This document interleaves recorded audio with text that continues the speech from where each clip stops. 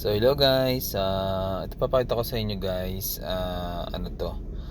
dito lang yan sa Chaong, Quezon, 14 hectares, so titled to.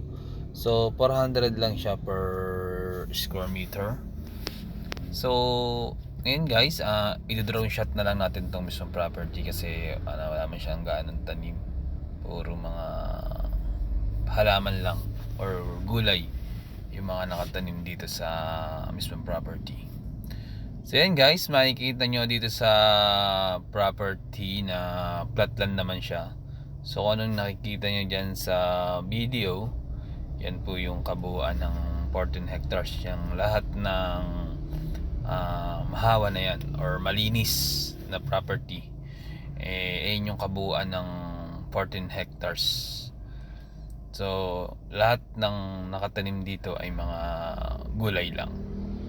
So ang maganda naman dito guys sa property, likod po to ng mga subdivision, yung Westgate, Lagalag, Chaong, Quezon. Yun yung subdivision dito.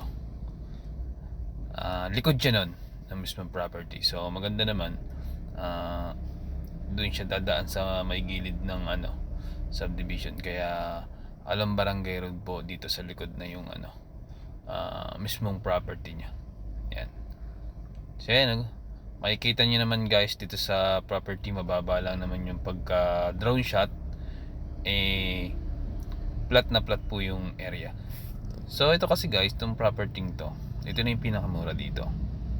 Kasi yung unahan nito na 16 hectares ay binebenta sa 1,000 per square. Tapos makikita nyo yan guys, diba may mga puno-puno. Yung kabila niyan, yung kabilang yan may mga puno-punong yan, binebenta rin yan.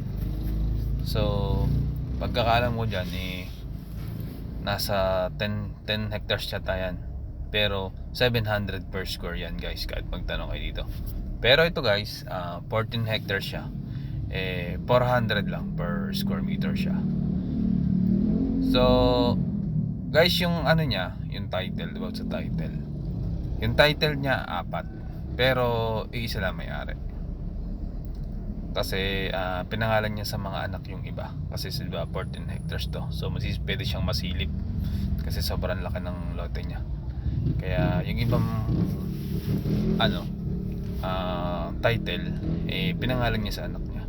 Pero siya din ang kausapin, yung mismong ama. Kaya wala pang problema. At lahat naman po ng nasa title buhay. Kaya clean title po. Yan, ayun yung daan guys, kitang kita. Yan ayun yung daan, makikita nyo kanina. Ayun yung mismong daan ng property. So guys, kung kung interested kayong i-viewing tong mismong property, kontakin nyo lang ako sa WhatsApp or Viber. So mas maganda guys, mas okay kung kukontakin mo ako or kukontakin nyo ako sa mismong WhatsApp or Viber guys, sa personal number. Kasi minsan hindi ako nakakasagot sa mismong number, lalo't hindi nakasave yung number kasi minsan may mga scammer na tumatawag kaya hindi ako masyadong nakakasagot. So okay lang naman yan, i-text nyo muna ako bago tawagan. Pero mas maganda guys, online naman ako lagi sa WhatsApp or Viber. Mapera lang kung walang signal sa area kung saan ako nandun, kasi nasa field din ako lagi. Yan guys. So makikita nyo guys yung subdivision sa unahan niya, kitang kita. So good for subdivide din tong or subdivision din tong property to. So sa mga interested dyan guys, Chaong, Quezon, 14 hectares, title 400 per square meter. Guys, sa may mga nga pala, sa may mga lote or farm dyan na gustong ipagbenta nyo, gusto nyong ipamarket, so kontakin nyo lang ako. Pwede nyo rin akong i-contact dyan sa number na sa inyong screen. If ever na may mga farm kayo na gusto nyong ipabenta or ipa-vlog sa channel ko, alay nyo guys, mabenta natin. Meron namang guys na nagkapabenta sa akin, nabebenta ko naman. Yan guys yung daan yan. Maikli lang yan guys. Ayan yung kanang yan. Ayun yung 16 hectares. 1,000 per square yan. Binebenta din po yan. Kahit ipagtanong nyo dito. Yan. Yung mahawa yan. 16 hectares yan. Pero 1,000 per square na po yan.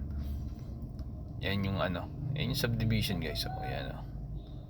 Kitang-kita nyo naman na subdivision yung ano. Yan o. Yung malaking yan. School yan.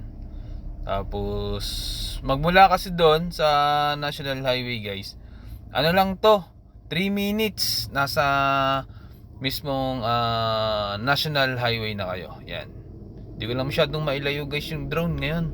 Kasi hindi ko alam, medyo nagkakaproblema ako sa signal eh. Naglo-lose connection ako. Yan. So hindi ko mapuntahan yung mismong highway. Pero napakalapit na dyan guys. Alas 3 minutes na lang. Nandito na kayo sa mismong property. Yan. So guys, sa mga interested, Chaong Quezon, 14 hectares, 400 per square meter. Kung gusto nyong i-view ng personal itong property, andyan yung number ko sa inyong screen, WhatsApp or Viber. Mas maganda kung doon nyo po ako i-chat mismo. Yan. Ulitin ko guys, yan yung kaliwang yan, yung malinis din yan. Binebenta rin yan, 16 hectares. Title din naman siya, pero 1,000 per square na. So yun yung pinakamura guys, yung binalag ko. So 400 per square meter lang siya. Tapos yung kasunod guys, 700 per square meter na po siya. So guys, sa mga interested, kontakan nyo lang ako sa number na nasa screen. Hanggang dito na lang guys. Thank you.